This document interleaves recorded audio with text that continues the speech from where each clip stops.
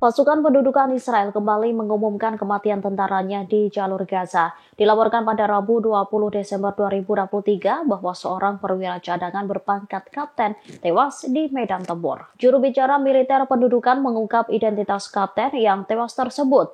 Ia adalah Kapten Cadangan Lior Sivan, seorang perwira tempur di Batalion 363 Brigade Harel. Kapten Sivan tewas pada Selasa 19 Desember 2023 dalam pertempuran yang sedang berlangsung di jalur Gaza Selatan.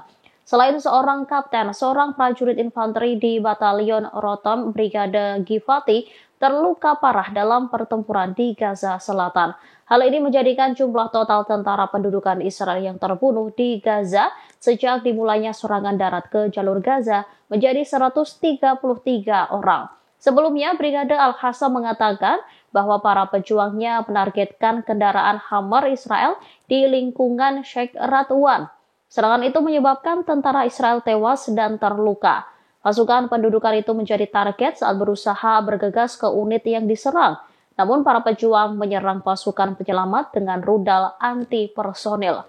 Kelompok perlawanan mengkonfirmasi bahwa total korban Israel di lingkungan tersebut adalah 12 tentara tewas dan terluka.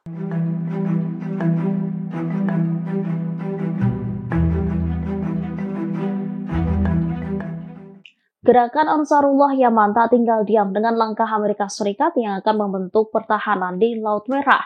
Mereka mengancam akan menghancurkan kilang minyak dan gas milik sejumlah negara yang nekat berkoalisi dengan Amerika Serikat. Ancaman itu disampaikan Mohamed Al-Buhaiti, anggota Biro Politik Gerakan Ansarullah Yaman. Menurutnya, mereka tak segan memberikan konsekuensi yang berat jika Arab Saudi dan Uni Emirat Arab bergabung dengan koalisi anti-Yaman. Dengan tegas dikatakannya, kilang minyak dan gas milik kedua negara itu akan diserang seluruhnya. Mereka bahkan juga akan menenggelamkan semua kapal tanker, terutama karena musim dingin di Eropa dan Amerika akan segera datang. Sebelumnya, Al-Buhaiti bereaksi terhadap pembentukan koalisi Amerika di Laut Merah. Ia menyebut Yaman akan menghadapi koalisi Amerika di Laut Merah. Ansarullah menolak tegas upaya Pentagon untuk mencegah kelompok Yaman menargetkan kapal-kapal yang melintasi Laut Merah menuju wilayah pendudukan Israel. Sementara Arab Saudi telah mengambil kebijakan moderat dalam menghadapi gerakan Ansarullah. Hal ini disebabkan oleh kekhawatiran akan tindakan permusuhan yang akan memprovokasi gerakan ini untuk meningkatkan cakupan tindakan militer mereka terhadap Riyadh.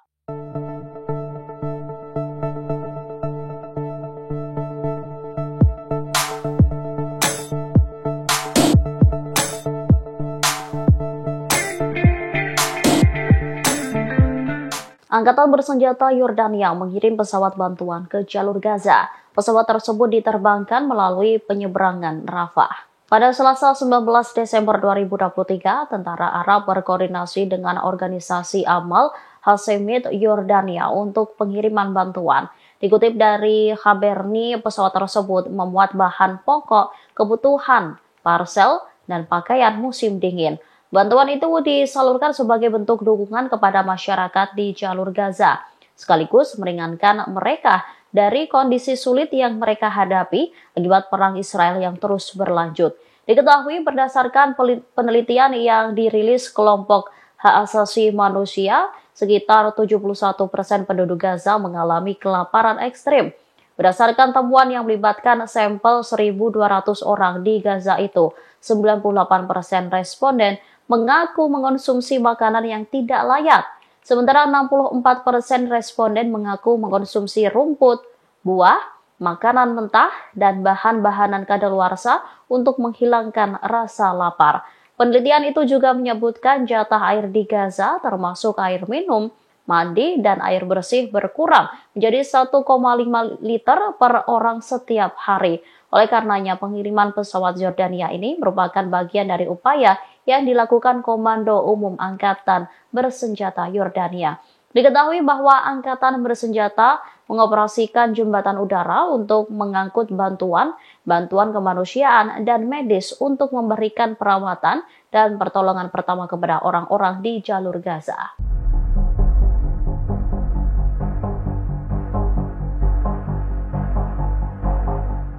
Direktur Rumah Sakit di Gaza mengakui Hamas menggunakan kompleks medis sebagai pusat operasional. Disebutkan sejumlah tenaga medis merupakan anggota Hamas yang bertugas di Brigade Al-Hassam.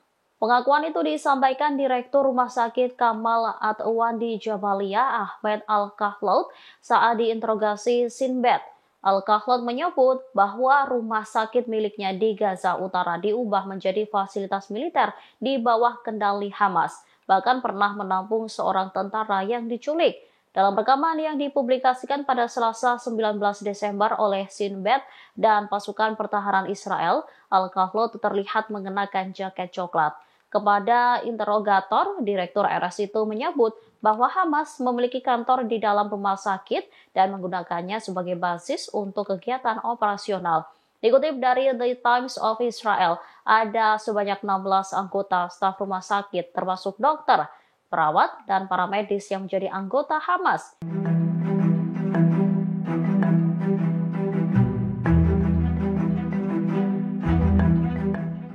Pasukan pendudukan Israel mendapat pukulan keras dari Hamas di sejumlah poros. Bahkan saat ini, tentara Israel hanya memiliki satu jalan untuk keluar. Dilansir dari Al-Mayadin, selama 2 minggu pasukan pendudukan mencoba memasuki kamp Jabalia, namun upaya mereka disebut gagal. Pasalnya mereka menerima pukulan dari pasukan perlawanan tanpa jeda.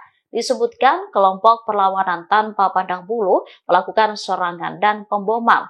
Akibatnya tentara Israel menarik pasukan lalu mundur ke timur dan pinggiran utara kawasan lingkungan Sheikh Radwan. Setelah kegagalan itu, pasukan pendudukan mencoba memasuki kamp dari sisi selatan wilayah Jabalia Al-Balad. Namun, upaya itu kembali gagal. Disebutkan upaya mereka saat ini terbatas pada maju dari Tal Al-Zatar, daerah timur laut kamp Jabalia. Akan tetapi di sana mereka disebut menghadapi perlawanan yang kuat dan kejam.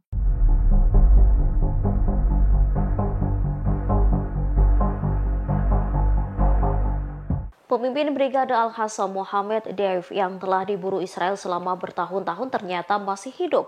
Menurut intelijen Israel di jalur Gaza, Deif terekam berjalan kaki meski sedikit pincang. Dari video yang diperoleh intelijen Israel, kondisi Deif tampak lebih baik dari yang diperkirakan rezim Zionis setelah serangkaian serangan panjang.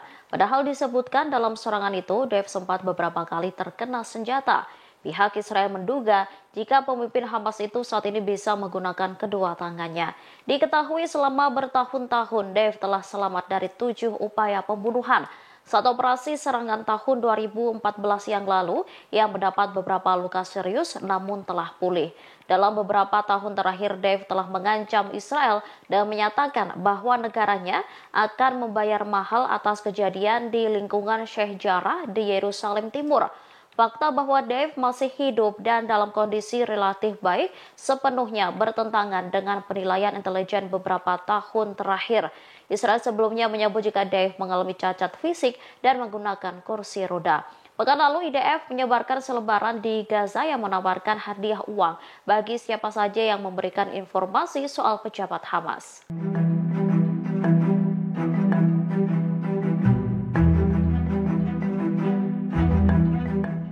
Pemerintah Israel mendapat tekanan luar biasa dari masyarakatnya terkait pembebasan sandera.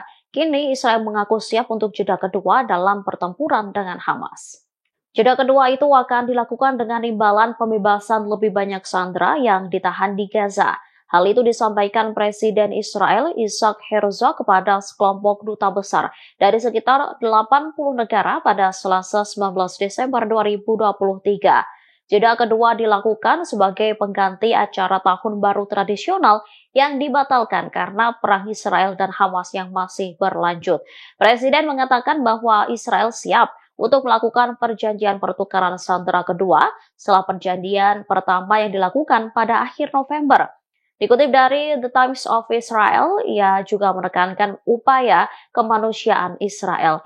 Dirinya lantas berterima kasih kepada sejumlah negara yang memimpin tujuan pembebasan sandera sesegera mungkin. Diyakini masih ada 129 orang Israel yang saat ini masih berada di Gaza. Sebelumnya, media Israel memperingatkan gempa politik yang akan terjadi di Israel. Disebutkan bahwa kepercayaan orang Israel terhadap politisi dan militer telah hancur. Download Tribun X sekarang, menghadirkan lokal menjadi Indonesia.